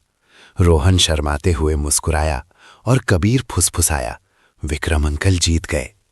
उस हॉल में किसी को नहीं पता था कि वो दिन अवनी ग्रुप के इतिहास में एक महत्वपूर्ण मोड़ के रूप में याद किया जाएगा, जहां पहली बार ठंडी गणनाओं पर दयालुता की जीत हुई थी और विकास ने इंसानियत का रूप ले लिया था। गर्मियों की शुरुआत थी। आनंदपुर के खेतों में धूप सोने की तरह बिछी थी। धान की बालियां पकने लगी थीं। हवा के झोंकों से खेत हरे समुद्र की लहरों जैसे लग रहे थे। आसमान बिल्कुल साफ था। कभी-कभी सफेद बादलों के टुकड़े तैरते हुए पानी से भरे नहरों में अपनी परछाई छोड़ जाते थे। इस खूबसूरत नज़ारे के बीच सामुदायिक केंद्र से हंसी मजाक की आवाजें आ रही थीं, जो अब एक नया रूप ले चुका था। महीनों की मरम्मत के बाद आनंदपुर बाल सामुदायिक केंद्र तैयार था। पुरानी टिन की जगह अब लाल खपरेल की छत थी। दीवारों पर हल्का पीला रंग किया गया था, जिन पर बच्चों द्वारा बनाई गई पेंटिंग्स लगी थीं, जिन्हें शीशे में मढ़वाकर करीने से टांगा गया था। सामने के आंगन में ईंटें बिछाई गई थीं और बाड़ के किनारे 10 बजिया के रंग बिरंगे फूल खिले थे। कोने में इमली के बड़े पेड़ के नीचे पत्थर की बेंचें लगा दी गई थीं, जहां बच्चे छांव में बैठकर किताबें पढ़ सकते थे या खेल सकते थे। उद्घाटन के दिन पूरा गांव उमड़ पड़ा था। बच्चे साफ सुथरी यूनिफॉर्म में थे, हाथों में गुब्बारे और कागज के झंडे थे। बड़े बुजुर्ग पारंपरिक कपड़े पहने आए थे। कुछ लोग तो कई किलोमीटर पैदल चलकर भी पहुंचे थे। विक्रम मल्होत्रा अपनी टीम के साथ जल्दी पहुंच गए थे, लेकिन आज उन्होंने अपना रस्मी सूट नहीं पहना था। वो सिर्फ सफेद शर्ट पहने थे। हाथ में एक छोटा बैग था जिसमें कुछ कागज और उनकी डायरी थी। विक्रम अंकल आ गए, कबीर ने सबसे पहले चिल्लाकर कहा और दौड़कर उनका हाथ पकड़ने गया। अंकल, आज हम परफॉर्मेंस भी देंगे। अच्छा, क्या मैं रिहर्सल देख सकता हूं? विक्रम ने हंसते हुए पूछा। उनकी आंखों में उत्साह था। नहीं नहीं, अन्या दौड़कर बीच में आ गई। ये सरप्राइज है, आप बस पहली लाइन में बैठिए। जब हम करेंगे तो आप देख लीजिएगा। विक्रम हंस पड़े। बहुत समय बाद मुझे लग रहा है कि कोई मेरा इस तरह इंतजार कर रहा है, एक मैनेजिंग डायरेक्टर के तौर पर नहीं, बल्कि परिवार के सदस्य की तरह। छोटा मंच लकड़ी से बना था, जिस पर लाल कपड़ा बिछा था। पीछे बैनर लगा था, आनंदपुर बाल सामुदायिक केंद्र का उद्घाटन समारोह, जहां सपने पलते हैं। सुनीता देवी भाषण देने आई। उनकी आवाज थोड़ी कांप रही थी, लेकिन गर्व से भरी थी। 1 साल पहले हम में से किसी ने नहीं सोचा था कि ये जगह फिर से जी उठेगी। दीवारें दरक गई थीं, छत टपकती थी, बच्चों के पढ़ने के लिए रोशनी भी नहीं थी। लेकिन आज सब बदल गया है। बदलाव एक अजनबी से शुरू हुआ, बारिश में एक मुलाकात से, और उस दिन से हमने अच्छाई पर, सही काम पर फिर से भरोसा करना शुरू किया। तालियों की गड़गड़ाहट गूंज उठी। विक्रम ने सिर झुका लिया, विनम्रता से नहीं, बल्कि इसलिए क्योंकि उनका गला भर आया था। उन्हें याद आया जब वो पहली बार यहाँ वापस आए थे, जब अन्या ने डरते हुए पूछा था कि क्या उन्हें भूख लगी है। जब रोहन ने वो मासूम ड्राइंग दी थी, उन 3 बच्चों ने उन्हें किसी भी बिजनेस सेमिनार से ज्यादा सिखाया था। कार्यक्रम आगे बढ़ा। अन्या ने लोकगीत पर डांस किया। वो छोटी बच्ची अब आत्मविश्वास से भरी थी। कबीर ने एक छोटे नाटक में विदूषक का रोल किया, जो इतना मजेदार था कि सब हंस हंसकर लोटपोट हो गए। रोहन हमेशा की तरह कम बोला, लेकिन वो बैक स्टेज का पूरा काम संभाल रहा था। पूरे कार्यक्रम का बैकग्राउंड उसी ने पेंट किया था, जिसमें भविष्य का सामुदायिक केंद्र दिखाया गया था। कार्यक्रम के बाद सब लोग अंदर देखने गए। नई लाइब्रेरी एकदम व्यवस्थित थी, जिसमें दानदाताओं द्वारा दी गई सैकड़ों किताबें थीं। बच्चों के लिए छोटी मेज कुर्सियां थीं, एक कोना कॉमिक्स के लिए, एक ग्रुप स्टडी के लिए। दूसरी तरफ म्यूजिक और आर्ट का सेक्शन था। कंप्यूटर रूम में 5 पुराने कंप्यूटर थे, जिन्हें ठीक करके लगाया गया था ताकि बच्चे टेक्नोलॉजी सीख सकें। एक 50 साल के आसपास के व्यक्ति, जिनके बाल थोड़े सफेद हो रहे थे, विक्रम के पास आए। मैंने आपका विरोध किया था क्योंकि मुझे लगा था कि उस जमीन को रखने से हमारा प्लान खराब हो जाएगा, लेकिन अब मैं समझ गया हूं कि विकास सिर्फ नक्शों और मुनाफे में नहीं होता। विक्रम ने विनम्रता से कहा, शुक्रिया कि आपने मुझे साबित करने का मौका दिया। हम एक दिन में दुनिया नहीं बदल सकते, लेकिन इस तरह के एक छोटे से गांव से शुरुआत तो कर ही सकते हैं। उस व्यक्ति ने मुस्कुराते हुए कहा, मैंने सुना है कि राज्य सरकार इस प्रोजेक्ट को मॉडल मानकर और जगह भी ऐसे केंद्र बनाने पर विचार कर रही है। शायद आपने जो किया है वो सिर्फ आनंदपुर तक सीमित नहीं रहेगा। विक्रम ने सिर हिलाया, लेकिन वो इतना आगे का नहीं सोच रहे थे। वो बस इतना चाहते थे कि कल यहाँ के बच्चों के पास पढ़ने के लिए एक और किताब हो, याद रखने के लिए एक सबक हो, और इज्जत से बड़े होने के लिए एक जगह हो। शाम ढलने लगी, लोग जाने लगे। विक्रम इमली के पेड़ के नीचे बेंच पर थोड़ी देर अकेले बैठे। अन्या एक गिलास नींबू पानी लेकर आई और बिना कुछ कहे उनके बगल में बैठ गई। दोनों ढलती धूप में चमकते सामुदायिक केंद्र को देख रहे थे, जहां अब सिर्फ झींगुरों की आवाज और दूर कुछ बच्चों के हंसने की आवाज आ रही थी। विक्रम अंकल, अन्या ने धीरे से कहा, अगर किसी दिन हम बड़े होकर पढ़ाई या नौकरी के लिए आनंदपुर छोड़कर चले गए, तब भी हमें ये घर याद रहेगा। हमें याद रहेगा कि हमारी शुरुआत यहां से हुई थी। विक्रम ने तुरंत जवाब नहीं दिया। उन्होंने मुस्कुराते हुए बच्ची के कंधे पर हाथ रखा, और एक दिन तुम लोग वापस आओगे, क्योंकि हर किसी को फिर से शुरू करने के लिए एक जगह की जरूरत होती है। कल आनंदपुर का क्या होगा कोई नहीं जानता, लेकिन आज ये जगह जी उठी थी, सिर्फ ईंट पत्थर से नहीं, बल्कि इंसानी जज्बात और उस भरोसे से जो बारिश में हुई एक मुलाकात से पैदा हुआ था। और विक्रम मल्होत्रा के लिए कीचड़ में शुरू हुआ वो सफर अब उन्हें अपने ही दिल के एक ऐसे हिस्से में ले आया था, जहां एक व्यवसायी का दिमाग और एक इंसान का दिल अब आपस में लड़ नहीं रहे थे, बल्कि एक हो गए थे। रात हो चुकी थी। सामुदायिक केंद्र अब नई लाइटों से जगमगा रहा था। ये वो पुरानी पीली मध्यम रोशनी नहीं थी, बल्कि साफ और आंखों को सुकून देने वाली रोशनी थी। एक स्किल क्लास चल रही थी। मुंबई से आई एक वॉलंटियर मिस रिचा बच्चों को बेसिक प्रेजेंटेशन देना सिखा रही थी। हर बच्चा एक छोटा कागज हाथ में लिए, थोड़ा डरते हुए लेकिन उत्साह के साथ खड़ा था। मेरा नाम अन्या है। मेरा सपना है कि मैं आर्ट टीचर बनूं और अपने जैसे छोटे बच्चों को सिखाऊं, अन्या ने साफ आवाज में कहा। उसकी आंखें चमक रही थीं। पूरी क्लास ने तालियां बजाईं। सुनीता मैम पीछे बैठकर चुपके से आंसू पोंछ रही थीं। कबीर ज्यादा जोश में था। उसने ऐलान किया, मैं इंजीनियर बनना चाहता हूं। मैं सोलर पावर से चलने वाला पानी का पंप बनाऊंगा ताकि हमारे गांव में कभी सूखे की समस्या ना हो। रोहन ने ज्यादा कुछ नहीं कहा, लेकिन उसने एक चार्ट दिखाया जिसमें एक इको फ्रेंडली खेल के मैदान का नक्शा था जो बारिश का पानी इकट्ठा करता था। उसने बस इतना कहा, मैं ये बनाना चाहता हूं ताकि भविष्य में बच्चों के पास खेलने की जगह हो और वे कीचड़ में ना गिरें। विक्रम सुनीता मैम के पास बैठे सब देख रहे थे। उनके हाथ में वो काली डायरी थी जिसमें वो पिछले 20 सालों से अपने करियर के अहम पल लिखते आ रहे थे। लेकिन आज उन्होंने बिजनेस स्ट्रैटेजी या शेयरधारकों की मीटिंग के बारे में नहीं लिखा। इसके बजाय उन्होंने एक पुराने पेड़ का चित्र बनाया जिसकी जड़ें जमीन में गहरी थीं, जिसकी छांव घनी थी और जिसकी जड़ों से नए पौधे उग रहे थे। अमित वर्मा को आंतरिक बदलावों के बाद कंपनी में दूसरे विभाग में भेज दिया गया था, जहां ताकत कम थी लेकिन तनाव भी कम था। जाने से पहले उसने विक्रम को एक छोटा मैसेज भेजा था। मैं शुरुआत से आपसे सहमत नहीं था, लेकिन मैं मानता हूं कि आनंदपुर एक ऐसा दांव था जिसका मैंने अंदाजा नहीं लगाया था। आगे के लिए शुभकामनाएं। विक्रम ने जवाब नहीं दिया। लेकिन वो जानते थे कि इंसान का दिल भी मिट्टी जैसा होता है। उसे नरम होने के लिए बारिश की जरूरत होती है और अंकुरित होने के लिए बीज की। और कभी-कभी सिर्फ एक बच्चे का विश्वास ही काफी होता है एक वयस्क को बदलने के लिए। अगले कुछ दिनों में आनंदपुर सामुदायिक केंद्र की खबरें मीडिया में आने लगी। एक प्रतिष्ठित वेबसाइट ने हेडलाइन दी, जब एक बिजनेसमैन ने सिर्फ रिजॉर्ट नहीं बनाया, भरोसे और सामुदायिक पुनर्निर्माण की कहानी।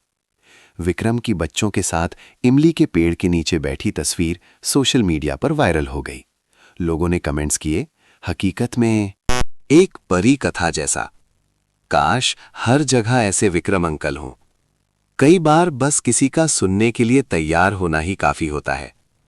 इन तारीफों ने विक्रम को घमंडी नहीं बनाया, बल्कि उन पर उम्मीदों का एक दबाव डाला, एक अच्छा सकारात्मक दबाव जो उन्हें रुकने नहीं देता था। क्योंकि अगर आपने अच्छाई का बीज बोया है तो उसे जंगल बनने तक सहेजने की जिम्मेदारी भी आपकी है। 1 महीने बाद विक्रम फिर से अकेले आनंदपुर आए। कोई काफिला नहीं, कोई पूर्व सूचना नहीं। उनकी पिकअप ट्रक धूल भरी सड़क पर रुकी। वो यहां एक परिवार के सदस्य की तरह आना चाहते थे, बिना शोर शराबे के। अन्या आंगन में झाड़ू लगा रही थी जब उसने उन्हें देखा। वो चिल्लाई, विक्रम अंकल। हमें लगा आप अब नहीं आएंगे। विक्रम ने हाथ हिलाते हुए हंसकर कहा, मुझे अपना वादा याद है। मैंने कहा था कि जब तुम लोग कुछ अच्छा करोगे तो मैं आऊंगा। अन्या उन्हें अंदर खींच ले गई। मेज पर ड्राइंग पेपर्स का ढेर था। ये आनंदपुर बाल मेला का प्लान था जो बच्चों ने खुद सोचा था। खिलौनों की दुकानें, पारंपरिक खेल, ओपन लाइब्रेरी और चित्रकथा प्रतियोगिता। अंकल देखिए, अन्या ने चमकती आंखों से कहा, हम एक छोटा मेला लगाना चाहते हैं ताकि आसपास के गांवों के बच्चे भी आ सकें। हम उन्हें इस जगह की कहानी सुनाना चाहते हैं। विक्रम का गला भर आया, खुशी से और हैरानी से भी कि उनका बोया बीज इतनी जल्दी फल फूल रहा था और अब दूसरों के लिए बीज बोने को तैयार था।